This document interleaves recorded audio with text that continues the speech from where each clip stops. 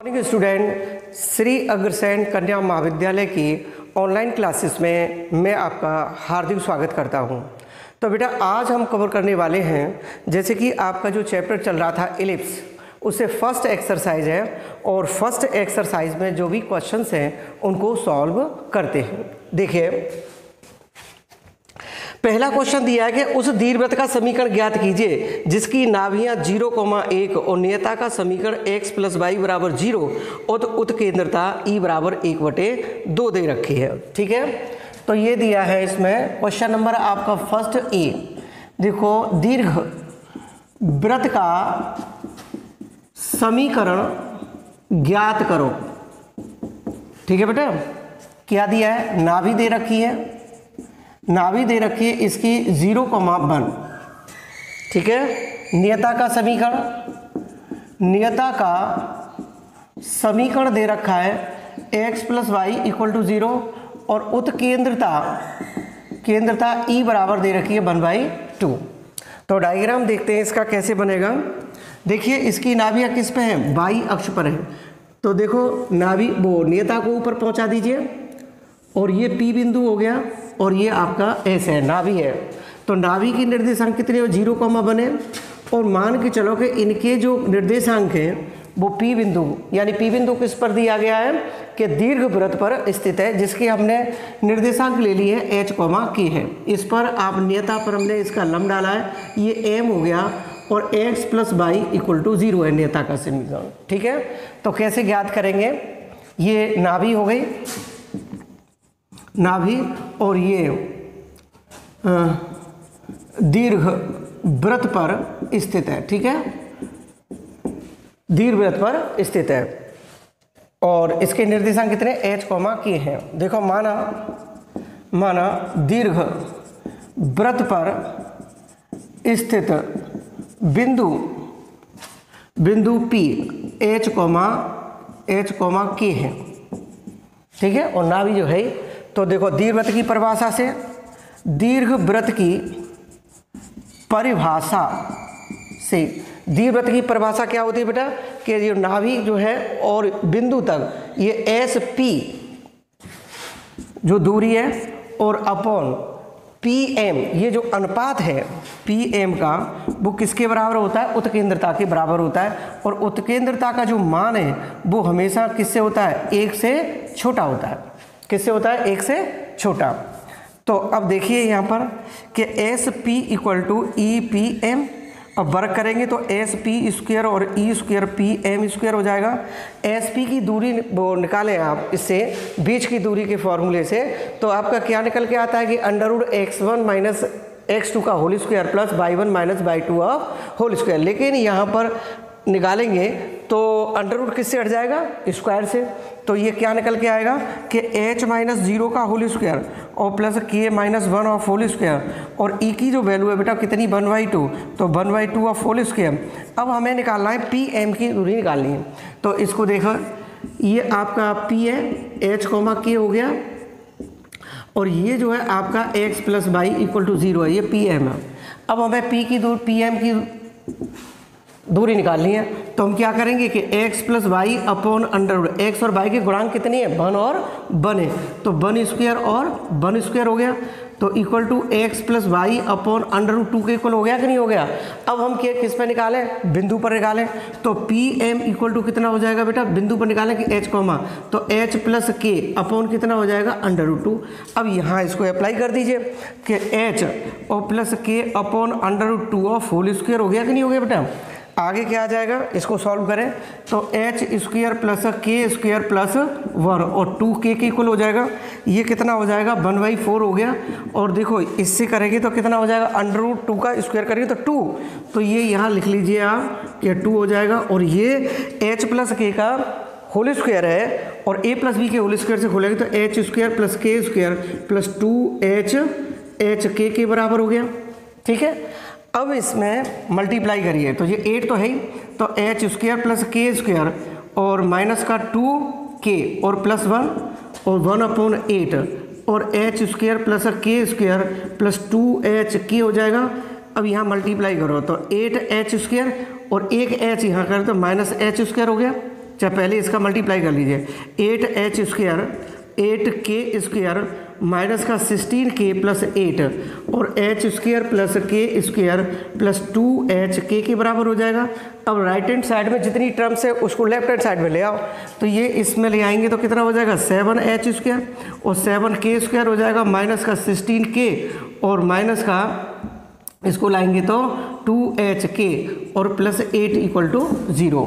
ठीक है, एक बार और रिपीट कर देता हूँ, 8h स्क्वायर में से और 1h स्क्वायर चला जाएगा तो 7h स्क्वायर, 8k स्क्वायर में से 1k स्क्वायर चला जाएगा तो 7k स्क्वायर आ जाएगा और 16k तो ऑलरेडी है ही इसमें, और इसको लाएंगे प्लस का 2hx को राइट हैंड साइड में से लेफ्ट हैंड साइड, तो नेगेटिव का 2hk और प्लस 8 इक्वल टू 0 रहेगा।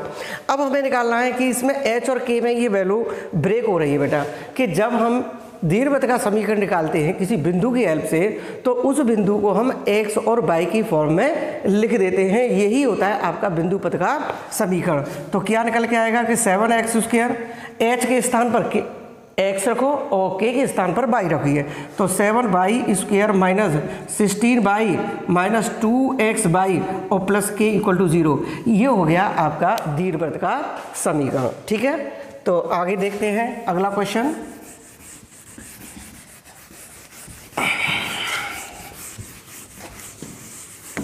और इसी तरह से आप सेकंड पार्ट को सॉल्व कर सकते हैं।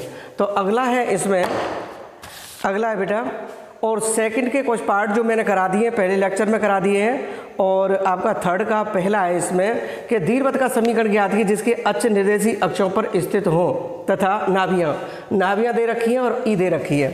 तो क्वेश्चन नंबर आपका थर्ड का ए पार्ट करा देता हूँ। तो देखो, दीर्घवृत्त का समीकरण ज्ञात करो।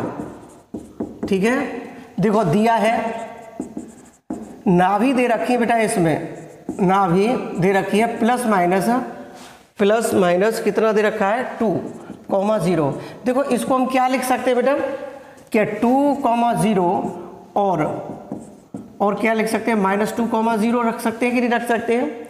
अब देखो ये किस अक्ष पर चली गई, x अक्ष पर जा रही है कि नहीं जा रही है, x अक्ष पर, क्योंकि y की वैल्यू तो कैसी है इसमें 0 है, तो x अक्ष है तो इसकी वैल्यू क्या होती है a,0 और ये क्या होता है -a,0 के बराबर होता है।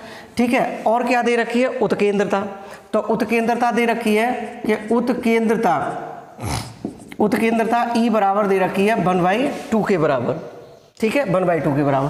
तो अब इसमें दीर्घवृत्त का समीकरण पूछ रहा है, तो दीर्घवृत्त का समीकरण निकालना है तो किससे निकलेगा, x square upon a square plus y square b square equal to 1 से निकलेगा। तो हमें इसकी हेल्प से हमें क्या निकालने होंगे, a और b के मान निकालने होंगे। तो a इक्वल टू क्या लिख सकते हैं बेटा, a इक्वल टू 2d लिख सकते हैं। अब e की वैल्यू 1/2 है तो 1/2 इक्वल टू 2, तो a की वैल्यू 2 × 2, तो a की वैल्यू कितनी 4, तो a स्क्वायर की वैल्यू कितनी हो गई 16 हो गई कि नहीं हो गई। अब हमें b है, तो देखो जब इसकी नाभियाँ x अक्ष पर हो तो देखो आप उत्केंद्रता निकालने वाली प्रॉपर्टी क्या हुआ करती थी कि b square equal to a square 1 - e square होगी कि नहीं होगी बेटा। अब इसमें हम क्या निकालें, वैल्यू रखो, तो a स्क्वायर की वैल्यू तो 16 हो गई और 1 - 1/2 का होल स्क्वायर ये वैल्यू। अब देखो 16 1 - 1/4 हो गया और 16 इसको सॉल्व करेंगे तो ये निकल के आएगा 3/4। अब 4 से ये 1 टाइम्स और ये कितना हो जाएगा 4, तो 12 हो गई कि नहीं होगी b स्क्वायर। अब देखो a स्क्वायर की वैल्यू निकल गई 16 और b स्क्वायर की वैल्यू निकली आपकी 12, इसमें रख दीजिए। इसमें रखेंगे तो x स्क्वायर अपॉन कितना हो जाएगा 16 और y square upon 12 equal to 1। इसका एलसीएम ले तो कितना हो जाएगा 16 और 12 का 848 हो जाएगा। अब इसका सॉल्व करेंगे तो कितना हो जाएगा आपका 3x स्क्वायर और plus 4y square equal to 1। ठीक है, और 3x square plus 4y square 48 का 1 से मल्टीप्लाई कर दो तो ये आपका व्यापक समीकरण निकलता है, किसका, दीर्घवृत्त का निकलता है। ठीक है, आगे देखते हैं बेटा और क्वेश्चंस देखते हैं। देखिए क्वेश्चन नंबर थर्ड भी इसी तरह से है कि आप इसको 1, x स्क्वायर, थर्ड क्वेश्चन जो आपका बी पार्ट दिया था इसमें कि इसमें बिंदु दे रखे हैं कि आपके 1,4 और दे रखे हैं आपके -6,1 है। तो पहला बिंदु ये, द्वितीय बिंदु ये है। तो देखो थोड़ा सा आइडिया देता हूँ, x² plus y² equal to 1 है। तो आप 1 पे अप्लाई कर दीजिए, तो 1/8.1,4। तो देखो इसमें क्या करें कि 1 तो कितना हो जाए 1/a² और प्लस ये कितना हो गया 16/b² इक्वल टू 1 है। समीकरण 1 निकालो। सिमिलरली इसको करेंगे तो -6² अपॉन a² और plus 1/² upon b² equal to 1 के बराबर है। ठीक है, तो ये हो जाएगा 36 upon a² plus 1 upon b² equal to 1। समीकरण 2 है। समीकरण 2 1 और 2 को हल करके आप a² प्लस b² की वैल्यू निकाल दीजिए और इसमें रख दीजिएगा a² प्लस अपॉन a² और y² upon b² equal to 1 में रख दीजिएगा। यही इसका आंसर है। ठीक है, मैंने सेकंड पार्ट भी बता दिया मैंने आपको। इसी तरह से 4th क्वेश्चन देखेंगे कि उस दीर्घवृत्त की उत्केंद्रता ज्ञात कीजिए। उत्केंद्रता ज्ञात कीजिए जिसकी लघु अक्ष और उसकी नाभियां की दूरी के बराबर है, केंद्र मूल बिंदु पर है और अक्ष निर्देशी अक्षों के संपाती हों। ठीक है, 4th क्वेश्चन दे रखा है। देखो 4th क्वेश्चन है आपका कि देखो 4th क्वेश्चन दे रखा है, इसमें दीर्घवृत्त का उत्केंद्रता ज्ञात कीजिए। दीर्घवृत्त की उत्केंद्रता ज्ञात करो। ठीक है, ज्ञात करो। अब इसका जो रिलेशन है बेटा वो आपका किससे दिया है कि लघु अक्ष और नाभियों के बीच की दूरी से दिया गया है। ठीक है, तो सबसे पहले हम देखते हैं इसमें दीर्घवृत्त की उत्केंद्रता जिसका लघु अक्ष और नाभियों की दूरी के बराबर है। कि देखो पहला केस है, केस फर्स्ट है कि जब दीर्घवृत्त का समीकरण x² upon a² plus y² upon b² बराबर 1 है। ठीक है, लेकिन आप क्या करेंगे but a is greater than b। तो इससे क्या मतलब हो गया कि इसकी जो नाभियां है वो किस पे पहुंच गई, x अक्ष पर पहुंच गई। ठीक है, तो ये x अक्ष वाली जितनी भी प्रॉपर्टी है वही अप्लाई करेंगे। तो अब देखो ये है डायग्राम बन गया, तो ये s है और ये s डैश है, ये a, 0 है और -a, 0 हो गई। अब इसमें a और a डैश तो आपका दीर्घ अक्ष माना जाएगा। a और a डैश तो कितना है, दीर्घ अक्ष है, दीर्घ अक्ष। और b और b डैश क्या है, लघु अक्ष हो गया। अब वो क्या क्या रहा है कि नाभियों के बीच की दूरी, तो नाभि के बीच की दूरी, नाभियों की बीच की दूरी देखो अंतिम में से क्या माइनस कर दें, -a हो जाएगा। तो AE और प्लस AE बराबर 2AE हो गया कि नहीं हो गया बेटा, नाभियों के बीच की दूरी। अब लघु अक्ष क्या होता है इसमें, ये तो होता है आपका 2A और ये कितना होगा 2B। तो देखो लघु अक्ष कितना हो गया, लघु अक्ष की लंबाई कितनी हो गई, 2B हो गई कि नहीं हो गई आपके। और 2B है प्रश्न की शर्त के अनुसार, प्रश्न की शर्त के अनुसार लघु अक्ष की लंबाई बराबर नाभियों के बीच की दूरी। तो ये कितना हो गया 2B बराबर कितना हो गया 2AE के बराबर है। ठीक है, अब 2 से 2 कैंसिल करो तो B इक्वल टू AE हो गया कि नहीं हो गया आपका। अब देखो x अक्ष वाला लिया है मैंने केस, तो x अक्ष वाला केस लिया है तो b² equal to a² 1 - e² होता है कि नहीं होता है बेटा। अब b की वैल्यू रखो इसमें, तो b की वैल्यू कितनी हो गई a² होल स्क्वायर और a² 1 - e² हो गया। अब देखो a² e² और a² 1 - e² हो गया, a² से a² कैंसिल है तो e² 1 - e² हो गया ना। ठीक है, और ये कितना हो गया 2a² 1 और e² की वैल्यू 1 हो गया और e² 1/√2 के बराबर हो गया। ठीक है, ठीक है, तो ये उत्केंद्रता आ गई इसकी।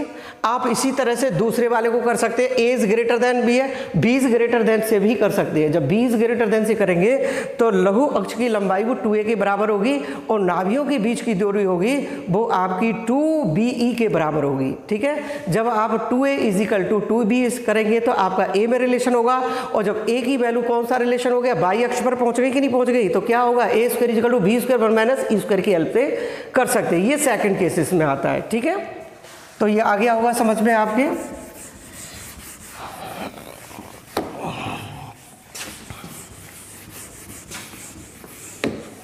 ठीक है बेटा, एक और क्वेश्चन दिया है, लास्ट वाला क्वेश्चन दिया है कि उस बिंदु पथ का समीकरण ज्ञात कीजिए जो इस प्रकार गमन करे कि, इस प्रकार गमन करे कि जो बिंदु की दूरियों का योग हमेशा 3 के बराबर हो, तो उस बिंदु पथ का वक्र भी ज्ञात कीजिए। कौन सा वक्र होगा, तो देखो बिंदु दिया है तो क्या निकालना है हमें,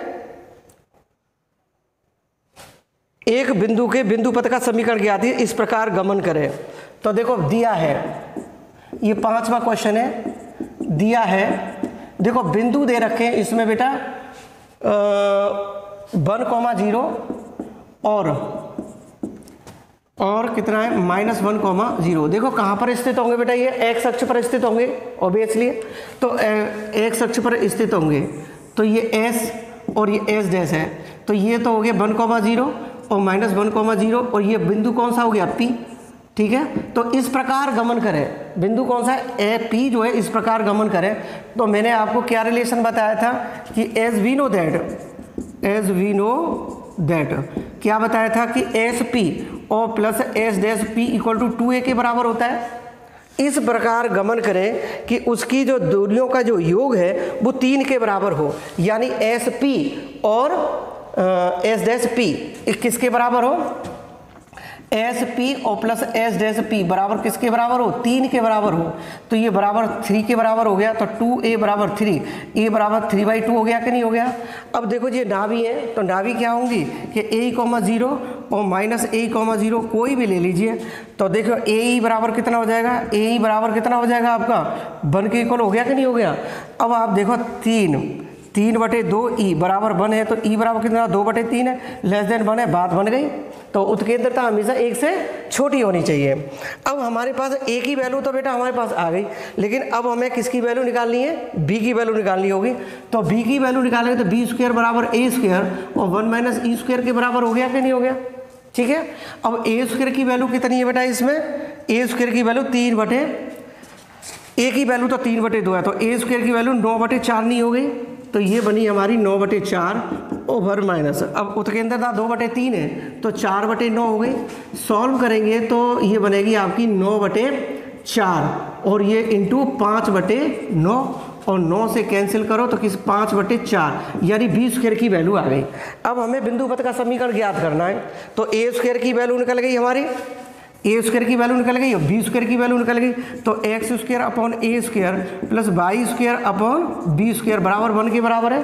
तो a² की वैल्यू कितनी है 9/4 और प्लस y² कितना 5/4 इक्वल टू 1। इसको ऊपर ले जाओ तो 4x² upon 9, 4y² upon 5 equal to 1 है। 4 कॉमन ले लें तो x² अपॉन 9 और y² अपॉन 5 और इक्वल टू कितना वो 1 के बराबर है। तो क्या बचेगा इसमें, तो x² upon 9 plus y² upon 5 equal to 1/4 के बराबर होगा। ठीक है, यही आपका क्या था, बिंदु पथ का समीकरण था। ठीक है, जो गमन करता था। ठीक है, तो आज के लिए इतना ही, थैंक यू वेरी मच। और मैंने सारे से ही क्वेश्चंस करा दिए हैं इस एक्सरसाइज के अंदर, और जो क्वेश्चन नहीं आया तो आप मुझसे पूछ सकते हैं। ठीक है, थैंक यू वेरी मच।